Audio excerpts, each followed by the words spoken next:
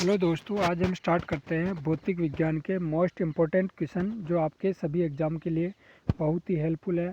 जैसे CET 12th के जो एग्ज़ाम आने वाला है फरवरी के अंदर, उसके लिए और आपके किसी भी प्रकार के एग्ज़ाम हो, चाहे स्टेट लेवल का हो चाहे सेंट्रल लेवल का हो, हर प्रकार के एग्ज़ाम में भौतिक विज्ञान के क्वेश्चन पूछे जाते हैं जो आपके लिए बहुत ही हेल्पफुल होंगे। चलो स्टार्ट करते हैं क्वेश्चन नंबर 126 से। विभवांतर को मापने के लिए उपकरण का प्रयोग किया जाता है, तो इसका आंसर क्या होगा? एम्पीयर मीटर, विभवमापी, गैल्वेनोमीटर, वोल्टमीटर। तो इसका आंसर डी, वोल्टमीटर। विभवांतर को मापने के लिए वोल्टमीटर का प्रयोग किया जाता है। विभवांतर की इकाई वोल्ट है, इसे वी से व्यक्त करते हैं। Question number 127। उस शब्द का चयन कीजिए जो तीसरे शब्द से उसी तरह संबंधित है जिस प्रकार दूसरा शब्द पहले शब्द से संबंधित है। एम्पीयर मीटर विद्युत धारा के काम में आता है, तो ओम मीटर किस में काम आता है? ओम मीटर आता है प्रतिरोध मापने में। तो इसका आंसर सी होगा, प्रतिरोध। इसके बारे में जिस प्रकार अमीटर से विद्युत धारा मापी जाती है उसी प्रकार ओम मीटर से प्रतिरोध मापा जाता है। क्वेश्चन नंबर 128 का प्रयोग हवा की शक्ति और वेग को मापने के लिए किया जाता है, तो इसका आंसर होगा डी, एनीमोमीटर होता है जिसे हवा की शक्ति और वेग को मापने के लिए काम में लिया जाता है। Question number 129। मोटर गाड़ी का ओडोमीटर क्या मापता है? ओडोमीटर मापता है दूरी। इसका आंसर बी होगा, दूरी को मापता है। और सारे ऑप्शन के बारे में भी नीचे दिया हुआ बहुत सारे उपकरण है जिससे क्या मापा जाता है। डायनमो है, इलेक्ट्रिक मोटर है, ऑडियोमीटर है, कार्डियोग्राम है, इसके बारे में सब कुछ दिया हुआ जो आप देख सकते हैं। दूसरा ये टॉपिक आ गया, दूसरा यांत्रिकी, जिसमें पहला टॉपिक है कार्य, तो इसके बारे में भी देख लेते हैं। निम्नलिखित में से किसमें केवल परिणाम होता है, दिशा नहीं होती है? तो ये एक उसके बारे में अदिश और सदिश राशियों के बारे में आ गया है। निम्नलिखित में से किसमें केवल परिमाण होता है, दिशा नहीं होती है? तो आप लोगों को मैं बता देता हूँ। अदिश राशि होती है उसमें केवल परिमाण होता है, जबकि सदिश राशि होती है उसमें परिमाण और दिशा दोनों ही होती है। तो इसका आंसर क्या होगा? संवेग, विस्थापन, कार्य, बल। तो इसका आंसर क्या होगा, इसके बारे में देख लेते हैं हमें। इसका आंसर होगा क्वेश्चन नंबर 130 का आंसर क्या होगा, तो इसके बारे में ऊपर देख लेते हैं हम। क्वेश्चन नंबर 130, तो इसका आंसर होगा सी। इसका आंसर क्या होगा? सी होगा। सी में क्या दिया हुआ है? कार्य है जिसमें परिमाण नहीं होता, परिमाण होता है, दिशा नहीं होती है। इसके बारे में भी दिया हुआ देख लेते हैं हम। जिस भौतिक राशि में परिमाण की आवश्यकता होती है, दिशा की आवश्यकता नहीं होती है, उसे अदिश राशि कहते हैं। जैसा कि मैंने बताया था, उदाहरण के लिए जैसे चाल है, दूरी है, द्रव्यमान है, आयतन है, कार्य इत्यादि, ये अदिश राशियाँ हैं जिसमें इसमें परिमाण की आवश्यकता होती है, दिशा की आवश्यकता नहीं होती है। ये क्वेश्चन हूबहू पूछे जाते हैं ऐसे ही कि कौन सी अदिश राशि है, कौन सी सदिश राशि है। तो उदाहरण में दिया हुआ है चाल, दूरी, द्रव्यमान, आयतन, कार्य इत्यादि अदिश राशियाँ हैं। जिन भौतिक राशियों में परिमाण तथा दिशा दोनों नियत होते हैं उन्हें सदिश राशि कहते हैं। एग्जाम्पल के लिए वेग है, बल है, संवेग है, विस्थापन इत्यादि सदिश राशियाँ हैं।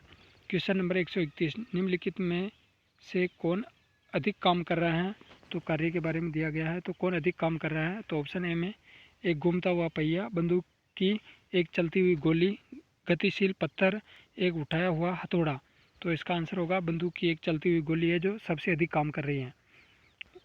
इसके बारे में देख लेते हैं। किसी भी वस्तु को कार्य करने के लिए बल और बल की दिशा में विस्थापित दूरी की आवश्यकता होती है। विकल्प बी में न्यूटन के गति के तीसरा नियम है जिसमें क्रिया प्रतिक्रिया का नियम लागू होता है, जो बंदूक की निकली गोली को अधिक दूरी तक विस्थापित करता है, अतः बंदूक से निकली गोली अधिक कार्य कर रही है। इसका आंसर बी होगा। Question number 132। कार्य में क्या होता है? कार्य में क्या होता है? तो कार्य क्या है? तो हम तुमको पहले ही बताया था, अदिश और सदिश राशि के बारे में दिया हुआ है। तो कार्य, इसका आंसर ए होगा। कोई दिशा नहीं होती है, केवल परिमाण होता है। कार्य एक किस प्रकार की राशि? अदिश राशि है। इसका आंसर ए होगा। आगे क्वेश्चन दिया हुआ है, 20 न्यूटन का एक बल एक वस्तु को 2 मीटर विस्थापित करता है तो कर देता है और 20 जूल कार्य करता है। बल और विस्थापन के बीच कोण क्या बनेगा? तो इसके अंदर आप देख सकते हैं, इसका आंसर तो ए होगा। सारा इसमें सॉल्यूशन दिया हुआ है। F बराबर बल कितना हो गया? 20 न्यूटन। डी दूरी दिया हुआ है 2 मीटर, और ये 20 जूल ये दिया हुआ है, जूल में ये वाट दिया हुआ है। कार्य, इसका सूत्र होगा कार्य बराबर F इंटू डी, बल इंटू दूरी, कोस थीटा। तो इसका आंसर होगा कार्य कितना? 20 है, 20 मल्टीप्लाई 2 इंटू कोस थीटा। तो आई बराबर इसके बराबर हो जाएगा 2। तो कोस थीटा बराबर 1/2, 1/2 का मान होगा 60 डिग्री। तो इसका आंसर 60 डिग्री होगा। ये भी न्यूमेरिकल क्वेश्चन है जो बहुत सारे एग्जामों में पूछे जाते हैं, ये भी आप आराम से देख सकते हैं। एक पोर्टर ज़मीन से 12 केजी सामान उठाता और उसे ज़मीन से 1.5 मीटर ऊपर अपने सिर पर रखता है। सामान पर उसके द्वारा किए गए कार्य की गणना कीजिए। तो कार्य निकालना है, तो इसके लिए सूत्र याद होना जरूरी है। तो किया गया कार्य, इसका आंसर होता है, इसका W बराबर होता है mgh। m द्रव्यमान, g गुरुत्वाकर्षण, h हाइट हो गई। तो इसका आंसर 12, तो m द्रव्यमान हो गया, g यानी g का मतलब होता है गुरुत्वाकर्षण, जो हम 10 मान सकते हैं, 9.8 होता है। और अगर 9.8 दिया हुआ है तो 9.8 मानना है, अदरवाइज 10 मानना है। और ये हाइट दी हुई है 1.5 मीटर। तो इसका आंसर हो गया 80 जूल हो गया, 180 जूल हो गया है। इसका आंसर सी सही है। क्वेश्चन नंबर 135, यदि एक हवाई जहाज 4000 मीटर की दूरी तय करता है और किया गया कार्य 20,000 जूल है तो लागू किया गया बल ज्ञात कीजिए। तो इसमें बल ज्ञात करना है, तो इसके बारे में भी देख लेते हैं। इसके ये भी फॉर्मूले से होता है, इसके फॉर्मूले याद होना जरूरी है। तो किया गया कार्य क्या होता है, कार्य बराबर होता है बल इंटू दूरी। तो कार्य कितना है, कार्य तो है 20,000 जूल, बल दिया हुआ नहीं है और दूरी दी हुई है। तो इसको निकालेंगे मैं, कार्य बराबर बल इंटू दूरी। तो इसको जमा के बल निकालने के लिए 20,000 ऊपर चले जाएंगे और ये दूरी नीचे आ जाएगी। तो इसका भाग देंगे तो 5 बार जाएगा। तो इसका आंसर हो जाएगा 5 न्यूटन। तो आंसर क्या होगा, ए सही है इसका answer. Question number 136, question number, जमीन के ऊपर एक बिंदु पर किसी वस्तु की गुरुत्वीय स्थितिज ऊर्जा को में किए गए कार्य के रूप में परिभाषित किया जा सकता है।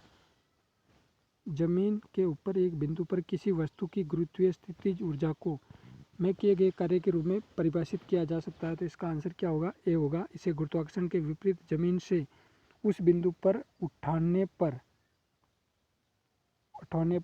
इसका आंसर ए होगा।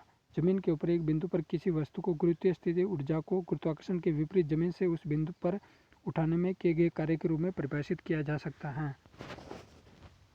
क्वेश्चन नंबर 137, 1 केजी की एक वस्तु को 10 मीटर की ऊंचाई तक उठाया जाता है गुरुत्व बल द्वारा किया गया कार्य। तो इसमें गुरुत्व बल, अगर कहीं भी गुरुत्व बल पूछ ले तो इसमें नेगेटिव में आंसर आता है। अगर गुरुत्वाकर्षण बल पूछे तो नेगेटिव में नहीं आता है।